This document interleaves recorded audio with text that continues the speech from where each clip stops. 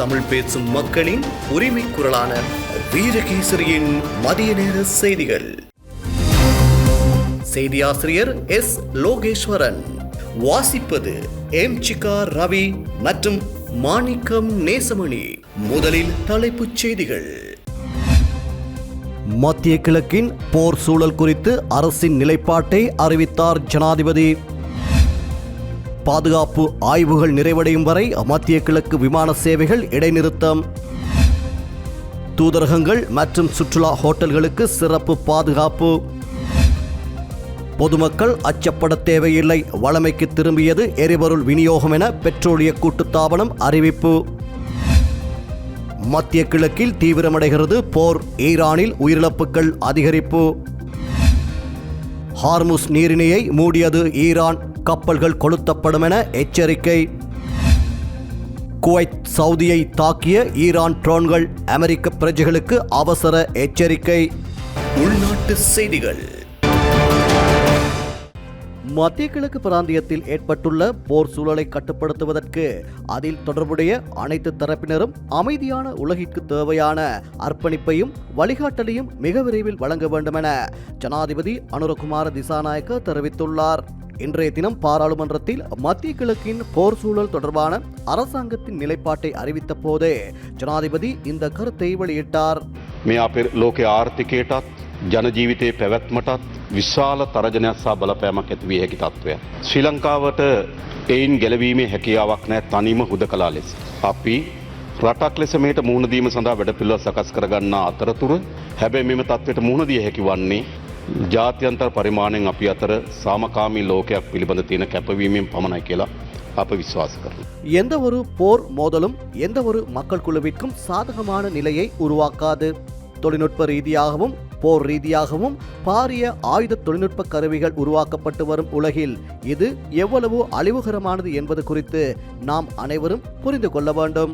எனவே இலங்கையின் நிலைப்பாடு என்னவென்றால், இந்த போருடன் தொடர்புடைய அனைத்து தரப்பினரும் அமைதியான உலகுக்காக தேவையான அர்ப்பணிப்புகளையும் வழிகாட்டல்களையும் மிக விரைவில் வழங்க வேண்டும் என்பதாகும் என அவர் தெரிவித்தார். එවැගේම තාක්ෂණික වශයෙන් යුද්ධමය වශයෙන් ඉතාමත් විශාල අවි තාක්ෂික මෙවලම් නිර්මාණය කරමින් තිබෙන ලෝකයකට ඒ මොනතරම් විනාශකාරීද කියන එක පිළිබඳව අපි කාටත් අවබෝධයක් ලබා ගත හැකියි.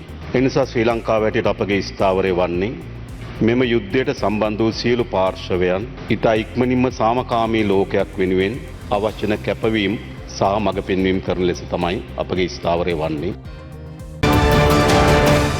மத்திய கிழக்கு பிராந்தியத்தில் நிலவி வரும் தற்போதைய பதற்றமான சூழலை கருத்தில் கொண்டு இலங்கையில் இருந்து அந்த பிராந்தியத்திற்கான அனைத்து விமான பயணங்களையும் தற்காலிகமாக நிறுத்தி வைப்பதற்கு சிவில் விமான போக்குவரத்து அதிகார சபை நடவடிக்கை எடுத்துள்ளது. மேற்கொள்ளப்பட்டு வரும் பாதுகாப்பு ஆய்வுகள் நிறைவடையும் வரை இந்த தீர்மானம் நடைமுறையில் இருக்கும் என அந்த அதிகார சபை தெரிவித்துள்ளது. பயணிகளினதும் மற்றும் விமானங்களினதும் பாதுகாப்பை உறுதிப்படுத்தும் நோக்கில் இந்த முன்னெச்சரிக்கை நடவடிக்கை எடுக்கப்பட்டுள்ளது. இதன்படி மத்திய கிழக்கு நாடுகளுக்கு பயணிக்கவிருந்த பயணிகள் தத்தமது விமான நிறுவனங்களை தொடர்பு கொண்டு பயண அட்டவணை மாற்றங்கள் குறித்த விவரங்களை பெற்றுக் கொள்ளுமாறு அறிவுறுத்தப்படுகின்றனர். பிராந்திய பாதுகாப்பு நிலைமைகளை தொடர்ந்து கண்காணித்து வருவதாகவும் பாதுகாப்பு தரப்பினரின் பரிந்துரைகளுக்கு அமைய அடுத்த கட்ட தீர்மானங்கள் எடுக்கப்படும் என்றும் சிவில் விமான போக்குவரத்து அதிகார சபை தெரிவித்துள்ளது. இந்நிலையில் கட்டுநாயக்க சர்வதேச விமான நிலையத்தில் இருந்து மத்திய கிழக்கு நாடுகளுக்கு பயணிக்கவிருந்த 57 விமான சேவைகள் இன்றைய தினமும் ரத்து செய்யப்பட்டுள்ளன. அதன்படி நாட்டில் இருந்து வெளியேறவிருந்த 28 விமான பயணங்களும் நாட்டிற்கு வருகை தரவிருந்த 29 விமான பயணங்களும் ரத்து செய்யப்பட்டுள்ளன. இதேவேளை நாளைய தினத்திலும் 4 விமான பயணங்கள் ரத்து செய்யப்பட்டுள்ளன. மத்திய கிழக்கிற்கு செல்லும் மற்றும் அங்கிருந்து வரும் விமானங்கள், அதேபோன்று அந்த பிராந்தியத்தினூடாக ஏனைய இடங்களுக்கு பயணிக்கும் விமானங்கள் தொடர்ந்தும் தற்காலிகமாக ரத்து செய்யப்பட்டுள்ளதாக இலங்கை சிவில் விமான போக்குவரத்து அதிகார சபையின் பணிப்பாளர் நாயகமும் பிரதான நிறைவேற்று அதிகாரியுமான கேப்டன் தமிந்த ரம்புக்வெல தெரிவித்துள்ளார். මේ වෙන විට මැද පෙරදිගට යන සහ එන සහ මැද පෙරදිග හරහා අනිකුත් ගමනාන්තවලට යන ගුවන් ගමන් තවමත් తాවකාලිකව වළංගු කරලා තියෙන්නේ කිහිපයක් හැරෙන්න. මේ අතරින් ගත්තොත් සලාම් මෙයා ගුවන් සේවය ඕමාන් රාජ්‍යයට අයත් අද උදෙත් උදෑසනත් ලංකාවට පැමිණිලා අලුයම නැවත පිටත්ව ගියා. ඒ වගේම ශ්‍රී ලංකන් ගුවන් සේවය සහ ෆිට්ස් ගුවන් සේවය ඔවුන්ගේ ගුවන් ගමන් ආරම්භ කිරීමට සාකච්ඡා කරමින් තිබෙනවා. எவ்வாறாயினும் இன்று காலை சில விமான பயணங்கள் மாத்திரம் அந்த பிராந்தியத்தினூடாக பயணித்ததாக அவர் தெரிவித்துள்ளமையும் குறிப்பிடத்தக்கது. மத்திய கிழக்கில் அதிகரித்து வரும் பதற்ற நிலையை தொடர்ந்து கொழும்பில் உள்ள வெளிநாட்டு தூதரகங்களும் சுற்றுலா பயணிகள் தங்கும் ஹோட்டல்களும் விசேட பாதுகாப்பின் கீழ் கொண்டுவரப்பட்டுள்ளதாக போலீசார் தெரிவித்துள்ளனர். அனைத்து தொடர்புடைய பிரிவுகளுக்கும் குறிப்பாக சுற்றுலா போலீஸ் பிரிவிற்கு வெளிநாட்டு பயணிகள் அதிகம் வருகை தரும் முக்கிய இடங்களிலும் ஹோட்டல்களிலும் பாதுகாப்பை வலுப்படுத்த போலீஸ் மா அதிபர் உத்தரவிட்டுள்ளார். மத்திய கிழக்கில் நிலவும் தீவிரமடைந்த சூழ்நிலை காரணமாக வெளிநாட்டு தூதரகங்களை குறிவைத்து தாக்குதல் அல்லது ஆர்ப்பாட்டங்கள் நடைபெறக்கூடும் என்ற அச்சம் எழுந்துள்ள நிலையில் இந்த நடவடிக்கை எடுக்கப்பட்டுள்ளது. தூதரக வளாகங்களை முற்றுகையிடும் முயற்சிகளையும் கட்டுப்பாட்டை இழக்கும் வன்முறை ஆர்ப்பாட்டங்களையும் தடுக்க முன்கூட்டியே பாதுகாப்பு ஏற்பாடுகள் செய்யப்பட்டுள்ளன என அதிகாரிகள் குறிப்பிட்டுள்ளனர். இதற்கிடையில் ரோந்து பிரிவுகள் தூதரகங்கள் அமைந்துள்ள வலயங்களிலும் முக்கிய சுற்றுலா பகுதிகளிலும் பகல் இரவு ரோந்து பணியில் ஈடுபட்டு பாதுகாப்பு மீறல்கள் ஏற்படாதவாறு கண்காணித்து வருகின்றன. அத்துடன் நாட்டின் பல பகுதிகளில் செயல்படும் சபாத் மையங்களுக்கு 24 மணி நேர பாதுகாப்பு வழங்கப்பட்டுள்ளதாகவும் போலீசார் தெரிவித்துள்ளனர். நாட்டின் எரிபொருள் விநியோகம் வழமைக்கு திரும்பியுள்ளது. நாட்டின் சில பகுதிகளில் சிறிய அளவில் எரிபொருள் தட்டுப்பாடுகள் நிலவினாலும் விநியோக நடவடிக்கைகள் துரிதப்படுத்தப்பட்டுள்ளன என பெட்ரோலிய கூட்டுத்தாபனத்தின் தலைவர் DJASDS ராஜகருணா தெரிவித்துள்ளார். கொழும்பில் இன்று ஊடகங்களுக்கு கருத்து வெளியிடும் போதே அவர் இதனை தெரிவித்தார். ඇත්තටම මම හිතන්නේ මේ වෙනකොට අර්බුදය සමනය වෙමින් පවතින්නේ. අපි දිගින් දිගටම කිව්වා මේක අර්බුදයක් කරගන්න යුතු නැහැ කියලා. නමුත් ජනතාව පෝලිං වල ඉඳලා ඇතිවෙච්ච අර්බුදයක් තිබුණා. ඒ හින්දා අපි පෙරේද දවසෙත් ඊයේ දවසෙත් තෙල් බෙදීමේ කටයුතු කරගෙන ගියා නිමඩු දවස් උනත්. ඊයේ දවසේ අපි තෙල් නිකුත් කරලා තියෙනවා. ඩීසල් ගත්තොතින් 1,32,08,000ක ලීටර් ප්‍රමාණයක්. 92 ගත්තොතින් 1,17,02,000ක් අපි නිකුත් කරලා තියෙනවා. 95 ගත්තොත් 8,48,000ක් නිකුත් කරලා තියෙනවා. භූමි තෙල් නිකුත් කරලා තියෙනවා 5,68,000ක්. සුපර් ඩීසල් නිකුත් කරලා තියෙනවා 3,43,000ක්. මේ ප්‍රමාණයන් ගත්තොතින් සාමාන්‍ය ඒවට වැඩිය දෙගුණකට කිට්ටු වෙන ප්‍රමාණයක් අපි ඊයේ දවසේ නිකුත් කරලා තියෙනවා. மேலும் நேற்று விநியோகிக்கப்பட்ட எரிபொருள் அளவுகளை பார்ப்போமானால் டீசல் 1,03,08,000 லிட்டர், 92 ரக பெட்ரோல் 1,17,02,000 லிட்டர், மண்ணெண்ணெய் 5,68,000 லிட்டர், 95 ரக பெட்ரோல் 8,48,000 லிட்டர் மற்றும் சூப்பர் டீசல் 3,43,000 லிட்டர். මේ අද උදේ අපි සාමාන්‍යයෙන් 6ට ආරම්භ කරා නැවත වතාවක් පිරවුම් කටයුතු. උදේ 8 වෙනකොට ඉෂු කරපු ප්‍රමාණයක් තියෙනවා. ඩීසල් නිකුත් කරලා තියෙනවා 8,15,740ක්, 92 4,81,800ක් නිකුත් කරලා තියෙනවා. සුපර් ඩීසල් නිකුත් කරලා තියෙනවා 19,800ක්, 95 පෙට්‍රල් 39,600ක් නිකුත් කරලා තියෙනවා. ඉතින් අද දවසේ අපි ලැබෙන ඉල්ලුම් ටික සියලුම දේවල් ටික අවසන් වෙනකන් අද දවසෙත් අපි බෙදුම් කටයුතු කරගෙන යනවා. ඒ හින්දා අනිවාර්යයෙන්ම අද දවල් වෙනකොට මම හිතන්නේ කිසිදු ගැටලුවක් ඇති වෙන්න කිසිම හේතුවක් නැහැ. அத்தோடு இன்று காலை 6 மணி முதல் விநியோக நடவடிக்கைகள் ஆரம்பிக்கப்பட்டன. அதற்கிணங்க 8 மணி வரை விநியோகிக்கப்பட்ட அளவை பார்ப்போமானால் டீசல் 8,15,740 லிட்டர், 92 ரக பெட்ரோல் 4,81,800 லிட்டர், 95 ரக பெட்ரோல் 39,600 லிட்டர் மற்றும் சூப்பர் டீசல் 19,800 லிட்டர் உள்ளிட்டவை விநியோகிக்கப்பட்டுள்ளன. එහෙම වුණත් සමහර තැන්වල පෝලිං වල ස්වභාවය අනුව කන්සම්ප්ෂන් එක වැඩි වෙලා තියෙනවා. ඒ හින්දා සමහර තැන්වල තවමත් යම් අඩුපාඩු කම් තියෙන පුළුවන්. නමුත් සමස්තයක් හැටියට ගත්තොතින් පෝලිං ඇති වෙන කිසිම හේතුවක් නැහැ. දැන් මේ කොළඹවට ගත්තොතින් පෝලිං දකින්න නැහැ. அதன்படி நாட்டில் தற்போது எரிபொருள் விநியோகம் சீராக நடைபெறுவதால் பொதுமக்கள் தேவையற்ற அச்சம் கொள்ள தேவையில்லை. இன்று மதியமாகும் போது எரிபொருள் நிரப்பு நிலையங்களில் வரிசைகள் இல்லாத நிலை உருவாகும் என்றும் எரிபொருளை சேமித்து வைக்க முயற்சிக்காமல் வழமை போல நுகர்வு நடவடிக்கைகளை மேற்கொள்ளுமாறும் கேட்டுக்கொள்வதாக அவர் தெரிவித்தார். நாட்டை சூழவுள்ள கடற்பரப்புகளில் பிரதானமாக சீரான வானிலை நிலவும் என எதிர்பார்க்கப்படுவதாக வளிமண்டலவியல் திணைக்களம் எதிர்வு கூறியுள்ளது. மேல் சப்ரகமுவ, மத்திய, தென், வடமேல் மற்றும் வடமத்திய மாகாணங்களிலும் வவுனியா மாவட்டத்திலும் சில இடங்களில் அதிகாலை வேளையில் பனிமூட்டமான நிலை காணப்படும் என எதிர்பார்க்கப்படுகின்றது. நாட்டை சூழவுள்ள கடற்பரப்புகளில் பிரதானமாக சீரான வானிலை நிலவும் என எதிர்பார்க்கப்படுவதாக வளிமண்டலவியல் திணைக்களம் எதிர்வு கூறியுள்ளது. நாட்டை சூழவுள்ள கடற்பரப்புகளில் காற்றானது மாறுபட்ட திசைகளில் இருந்து வீசக்கூடும். காற்றின் வேகமானது மணித்தியாலத்துக்கு 20 முதல் 30 கிலோமீட்டர் வரை காணப்படும். அத்தோடு நாட்டை சூழவுள்ள கடற்பரப்புகள் சாதாரண அலையுடன் காணப்படும் என எதிர்பார்க்கப்படுகின்றது. வெளிநாட்டு செய்திகள். அமெரிக்கா மற்றும் இஸ்ரேல் நடத்திய தாக்குதல் காரணமாக ஈரானில் 500க்கும் மேற்பட்டோர் உயிரிழந்துள்ளனர். ஈரான் மீது அமெரிக்கா மற்றும் இஸ்ரேல் படைகள் நடத்திய தாக்குதலில் ஈரான் தலைவர் அயதுல்லா அலி கமேனி உட்பட 500க்கும் மேற்பட்டோர் உயிரிழந்துள்ளனர். இந்நிலையில் இஸ்ரேல் மற்றும் அமெரிக்க ராணுவ முகாம்கள் உள்ள வளைகுடா நாடுகள் மீது ஈரான் தாக்குதலை தொடங்கியுள்ளது. அத்துடன் அங்குள்ள விமான நிலையங்கள், மசகு எண்ணெய் சுத்திகரிப்பு நிலையங்களை குறிவைத்தும் ஈரான் ட்ரோன் தாக்குதல் நடத்தி வருகிறது. இவற்றை வான் பாதுகாப்பு கருவிகளை கொண்டு வளைகுடா நாடுகள் தடுத்து வருகின்றன. குவைத்தில் உள்ள அகமதி கச்சா எண்ணெய் சுத்திகரிப்பு நிலையம் மீது தாக்குதல் நடத்த வந்த ட்ரோன்கள் நடுவானில் சுட்டு வீழ்த்தப்பட்டுள்ளன. இதன் துகள்கள் சிதறி விழுந்ததில் எண்ணெய் சுத்திகரிப்பு நிலையத்தின் 2 ஊழியர்கள் காயமடைந்துள்ளனர். ஏமன் வளைகுடா பகுதியில் மசகு எண்ணெய் கொண்டு செல்லும் கப்பல்கள் மீது தாக்குதல் நடத்தப்படுகிறது என ஓமான் கூறியுள்ளது. மார்ஷல் தீவுக்கு சொந்தமான ஆயில் டேங்கர் மீது ட்ரோன் படகு மூலம் தாக்குதல் நடத்தப்பட்டதாக ஓமான் தெரிவித்துள்ளது. அத்தோடு ஈரானின் தொடர்ச்சியான தாக்குதலை அடுத்து பாதுகாப்பு காரணங்களை முன்னிட்டு தனது ராஸ்தானா எண்ணெய் சுத்திகரிப்பு நிலையத்தை சவுதி அரேபியா நேற்று மூடியது. 2 ட்ரோன்கள் சுத்திகரிப்பு நிலைய பகுதியில் இடைமறிக்கப்பட்டதை தொடர்ந்து அரச எண்ணெய் நிறுவனமான சவுதி அரம்கோ அதன் ஒரு நாளைக்கான 5,50,000 பீப்பாய்கள் உற்பத்தி கொண்ட ராஸ்தானா சுத்திகரிப்பு நிலையத்தின் செயற்பாடுகளை நிறுத்தியதாக சவுதி அதிகாரிகள் தெரிவித்துள்ளனர். முன்னெச்சரிக்கையாக சில சுத்திகரிப்பு அலகுகள் மூடப்பட்டன. ஆனால் எரிபொருள் மற்றும் பெட்ரோலிய பொருட்களின் உள்நாட்டு விநியோகம் பாதிக்கப்படவில்லை என சவுதி அரசு நிறுவனம் செய்தி வெளியிட்டுள்ளது.